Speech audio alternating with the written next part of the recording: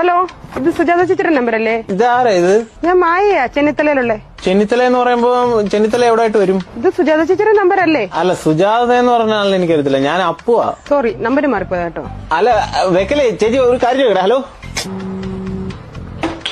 Hello, ഇതാരാ ശരിക്കും? ഇത് നല്ല പരിചയമുള്ള ശബ്ദമാണല്ലോ. എന്റെ പൊന്ന സുഹൃത്തെ, ഞാൻ പറഞ്ഞില്ലേ ഇത് റോങ് നമ്പർ ആണെന്ന്. മായ ചേച്ചി, ടു ബി ഫ്രാങ്ക്, ഞാൻ ഒരു കാര്യം പറയട്ടെ. ചേച്ചിയുടെ ശബ്ദം കേട്ടപ്പോ എനിക്ക് ഓർമ്മ വന്നത് എന്റെ ശില്പയാണ്.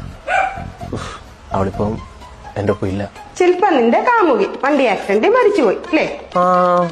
ഇതാരാ ശരിക്കും? എനിക്ക് അറിയാവുന്ന ആരാണ്ടാണല്ലേ. നിനക്ക് പ്രായം ഒരു 30-നും 35-ന്റെ ഇടയ്ക്ക്. അയ്യോ, കറക്റ്റാ. ഇതാരാ ചേച്ചി? കറക്റ്റ്. ഏത് മായ ചേച്ചി ഇത്? എടാ, നിന്റെ മുളഞ്ഞ വർത്താനം കേട്ടറിയാം നീ ഗതി പിടിക്കാത്ത 90-ലെ ഏതോ ഒരു തൊലിയർമണിയനാണെന്ന്.